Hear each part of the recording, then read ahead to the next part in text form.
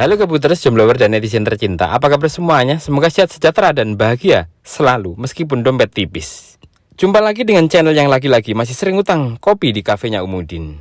Kali ini kami akan menceritakan alur film yang sangat menegangkan, seru dan menarik habis.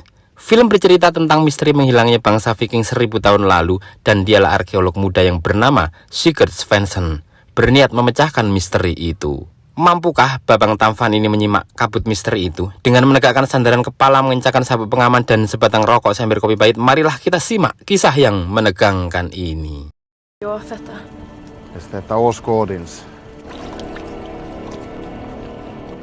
Suatu masa 1000 tahun yang lalu, hiduplah bangsa Viking di sebuah pulau yang bernama Mata Odin. Nampak kekacauan di pulau itu, yang mana mereka bersiap di pinggir sungai untuk melakukan penyerangan. Dan tiba-tiba terdengar suara auman makhluk buas.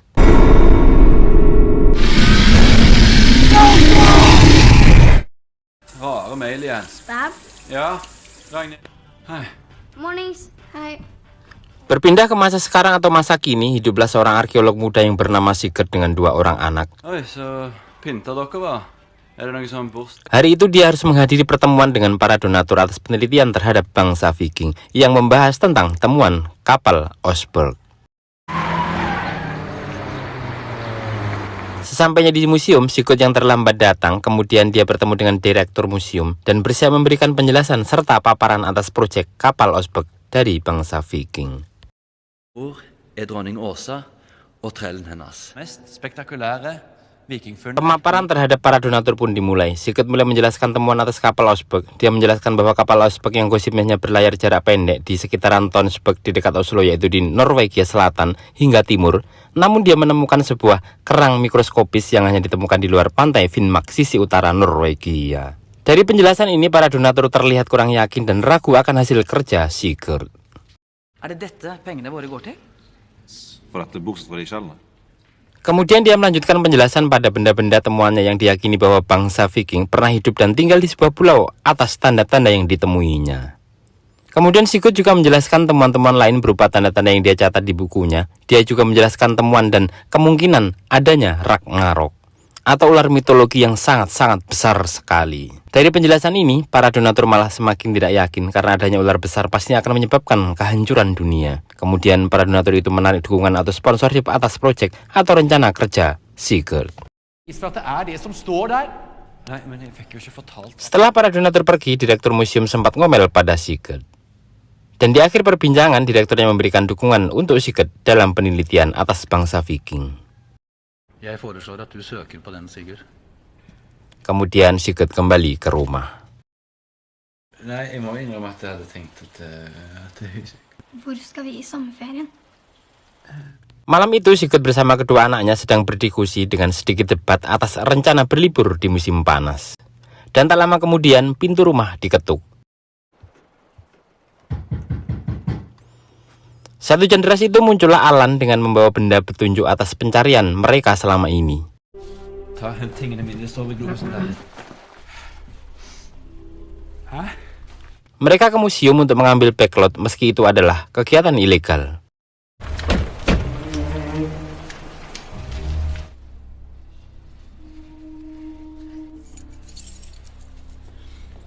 Saat kembali ke rumah, Sigurd terus mencari dan menggali informasi dari benda itu. Ditemukanlah petunjuk terdamparnya kapal Oseberg milik bangsa Viking di sebuah pulau yang bernama Odin Eye atau Mata Odin di Finnmark.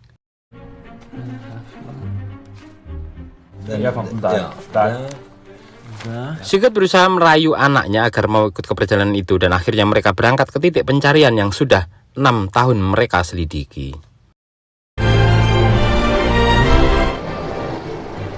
Sesampainya di Finland, dia bertemu dengan Elisabeth. Elisabeth? Kemudian datang Leif, seorang pemandu wisata area pedalaman yang sangat profesional. Sant, Leif? Så hyggelig. Setelah berbincang berkenalan tanpa ngopi dulu, mereka pun berangkat. Keberangkatan pun dilakukan dengan sebuah kapal klotok bermesin. Terlihat anak-anak Sigurd menikmati perjalanan itu. Kemudian perjalanan menuju ke perbukitan indah hijau menyejukkan setiap mata yang memandangnya. Kommer til å få svar på alt, mener. Mereka terus berjalan menuju ke semak belukar dan hutan yang masih sangat-sangat terjaga. På kartet. Sampailah mereka ke perbatasan Norwegia dan Uni Soviet. Di perbatasan itu, Lev si pemandu nampak ragu apakah akan melanjutkan karena saking lamanya tak pernah dihuni manusia. Kemudian dengan gesit Alan memainkan tang yang ada di tangannya dan menembus masuk. Berlanjut di perjalanannya, mereka menemui mobil-mobil dan bunker yang sudah rongsok atau sudah tua sekali. Dan akhirnya mereka menemukan apa yang dinamakan Odin Eye atau Mata Odin, sebuah pulau di tengah danau nan sangat luas.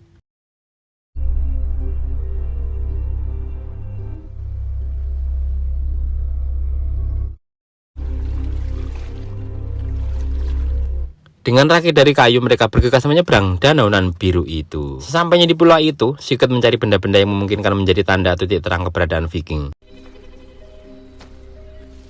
Putri Sigurd tampak kurang nyaman dengan perjalanan mereka. Kemudian dia pergi mencari sesuatu. Di sini akhirnya Leif tahu bahwa tujuan perjalanan mereka adalah untuk mencari Ragnarok. Kemudian Sigurd mengambil buku miliknya.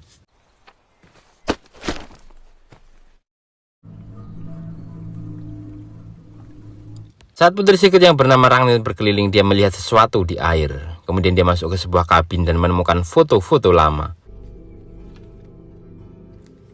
Leif masuk dan ikut memperhatikan situasi sekitar. Nampak putra Sigurd juga mencari sesuatu di tempat itu dan dia memasuki sebuah gua. Tak lama berselang Sigurd mendengar teriakan putranya yang bernama Bragi dan dia bergegas mendatangi di dalam gua itu. Ja, jeg vet jo det. Du skulle ikke vært her inne alene. Setelah memperhatikan sekeliling, dia mendapati sesuatu di bawah. Alan turun lebih dulu dan disusul yang lainnya.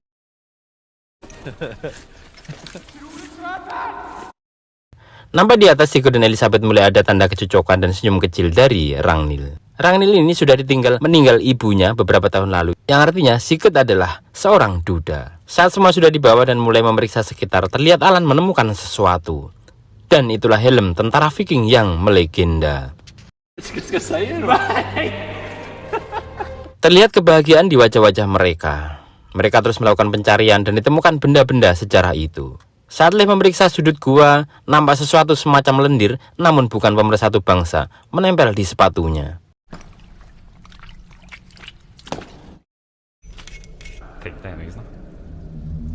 Saat Alan dan Sigurd berdiskusi tentang keberhasilan mereka, tiba-tiba Leif menodongkan senjatanya.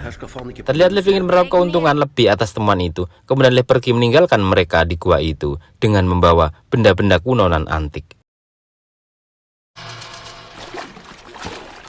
Di tengah pelarian Leif nampak sesuatu mengikutinya. Dengan hati-hati dan pelan dia dayung pelan rakit itu dan tiba-tiba entah hilang kemana si pemandu Leif. Kembali ke gua itu, Ragnhild ketakutan melihat tulang tengkorak yang ditemuinya. Kemudian Elisabeth yang paling ahli panjat tebing menaiki jurang curam itu tanpa tali untuk menolong semua tim dan akhirnya dia berhasil. Saat ke tepi danau terlihat rakit sudah lenyap dan mereka berencana menginap semalam di Odin Eye. Elisabeth dan anak-anak Sigurd menyiapkan tempat tidur malam itu. Kemudian di luar, Alan dan Sigurd masih bertanya-tanya atas temuan pedang dan helm yang tak mungkin Viking meninggalkannya di bawah gua dan pasti ada sesuatu. Saat Alan memeriksa tengkorak, ditemukannya satu taring menancap di tengkorak itu. Mereka memutuskan untuk kembali ke dasar gua. Saat mereka berada di gua itu, tak terlihat harta karun yang selama ini dibicarakannya. Dan terlihat kumpulan kerangka manusia yang telah tua. Balik di kabin Elisabeth, ternyata yang dibawa oleh Bragi adalah telur ular dan menetas di kabin itu. Mungkin karena suhunya yang hangat. Saat ular itu bergerak, suara benda bergerak membangunkan mereka. Bragi yang pemberani melihat ular itu dan memberinya kentang goreng atau bahasa kerennya French fries. Dan tiba-tiba ular itu menakutkan mereka. Seketika Elisabeth bergerak menangkap ular itu. Kembali ke goa, Alan dan Sigurd terus melakukan penelitian dan pencarian. Saat memeriksa di sisi air, dia temukan tengkorak yang nampaknya baru. Di sini mereka mulai khawatir bahwa hewan mitologi itu masih ada dan tiba-tiba suara itu mengagetkan mereka. Mereka bersembunyi dan terlihat badan makhluk ular besar yang sangat menyeramkan. Seketika Sigurd ingat anak-anaknya, kemudian mereka berlari keluar gua. Kembali ke kabin, terlihat ular kecil itu terus bergerak dan berteriak. Kemudian nampak tali baja itu mengencang perlahan seperti tertarik sesuatu yang besar. Dan tiba-tiba kabin yang berat itu meluncur tertarik ke perairan. Elizabeth dan anak-anak terlihat begitu panik dan berteriak memanggil ayahnya. Beruntung kabin itu tersangkut di pohon yang sangat besar. Namun Iwan buas itu nampaknya sangat kuat, hampir mereka ikut terbawa kabin itu. Dengan cepat Sigurd, Alan membantu mereka. Elizabeth dari dalam berusaha membukanya dengan segala cara, dan akhirnya hampir Bragi terbawa ke air, dan dengan cekatan ayahnya menariknya dan mereka semuanya selamat. Saat semuanya selamat, mereka hanya memikirkan bagaimana keluar dari tempat itu. Kemudian dengan cepat Sigurd mengambil peralatan dari bunker bekas. Alan segera mencari benda-benda yang tersisa. Saat Alan hendak pergi, terdengar suara dari kotak besi. Saat diperiksa ternyata itulah bayi Ragnarok. Kemudian Alan membawanya. Mereka mencari titik atau tempat tinggi di tempat itu. Kemudian Elizabeth bersiap dengan sebuah tembakan dan kait tali untuk diluncurkan ke daratan seberang pulau. Dengan konsentrasi tinggi, kait dilepaskan dan setelah ditarik,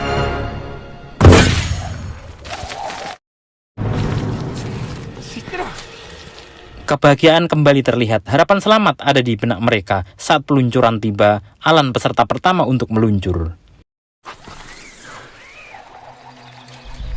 Dan peluncuran pertama ini sukses dilanjutkan dengan Bragi dan kemudian Ragnhild. Saat tiba giliran Sigurd meluncur, namun sialnya tali itu terjepit dan dia harus terhenti di tengah. Nampak Sigurd akan terjatuh. Dengan cekatan Elizabeth menyelamatkannya. Saat Elizabeth berusaha memperbaiki roller atau seluncurannya, tiba-tiba terlihat gerakan benda besar dari bawah air.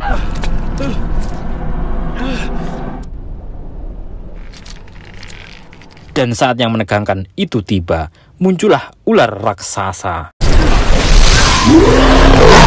yang hendak menyerangnya. Dengan cekatan Elizabeth menarik tali yang macet. Serangan ular itu mampu dihindari dan mereka pun terjatuh. Betapa ngeri semua yang melihatnya saat ular hendak menyerang. Dengan cekatan Alan melepaskan tembakan. Dan ular itu pergi, mereka pun selamat.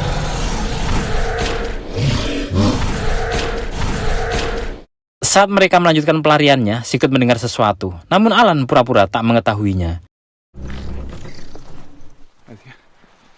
Dan tiba-tiba terdengar suara pepohonan tumbang. Segera mereka berlari menuju ke bunker.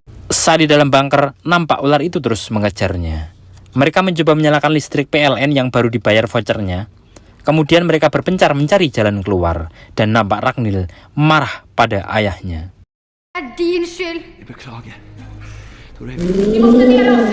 Hitta en väg ut. Saat mereka bersembunyi, Ragnhild membuka catatan ayahnya dan meminta ayahnya menceritakan apa yang terjadi di masa Viking. Ternyata dulu mereka ke tempat itu hendak menangkap binatang raksasa dari Midgard. Namun putrinya yang bernama Asa sudah memperingatkan dan tak didengar oleh ayahnya. Dan akhirnya semua mereka pun binasa. Setelah itu Sigurd mendapat pencerahan. Dia lihat pipa ventilasi, kemudian diikuti arahnya dan ditemukan pintu menuju keluar. Dengan berbekal obor, mereka terus mencari.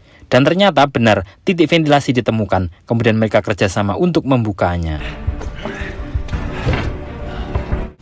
Alan berada di atas membuka kunci dengan gendongan dari Sigurd. Setelah mencoba beberapa kali, akhirnya pintu itu terbuka. Saat Alan sudah di atas, baru diketahui oleh Sigurd bahwa dia membawa bayi ular itu. Sempat Sigurd dan Elizabeth melarangnya, namun dengan keras Alan memintanya. Saat tas itu hendak diraihnya, tiba-tiba dan disusul dengan heading keras dari ular itu ke lubang ventilasi.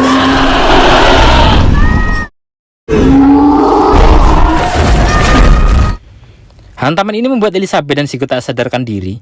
Kemudian Bragi diamankan oleh Ragnhild. Sesaat setelah itu terlihat betapa besar dan mengerikannya si legenda, yaitu Ragnarok. Mereka berusaha tetap diam dan ular itu pun pergi. Bragi dan Ragnhild keluar dari persembunyiannya berusaha mencari ayahnya, dan tiba-tiba ular itu muncul dan mengejar mereka. Dengan gerakan lincah ala Lionel Messi, mereka terus berlari. Namun naas, mereka terpojok di sudut bunker. Teriakan-teriakan mereka membangunkan Sigurd. Dengan cepat Sigurd menyusulnya dengan membawa bayi ular itu. Saat Sigurd berjalan dan suara bayi ular itu mengalihkan perhatian sang induk, kemudian dia berbalik menuju ke posisi Sigurd. Dengan hati-hati, Sigurd keluarkan bayi ular itu. Terlihat dengan tenang, Sigurd menyerahkan bayi ular Ragnarok. Kemungkinan bayi itu bercerita ke induknya, "Mama, aku sudah dikasih kentang sama dia." Setelah itu terlihat Ragnarok memandangi Sigurd sejenak sebagai ungkapan rasa terima kasih. Ragnarok pun ngepot nikung ke kanan dengan sudut kemiringan 30 derajat. Dan mereka selamat. Terlihat Elizabeth juga tersadar. Terlihat dan terdengar suara harmoni kebahagiaan di alam itu. Dan mereka pun pergi.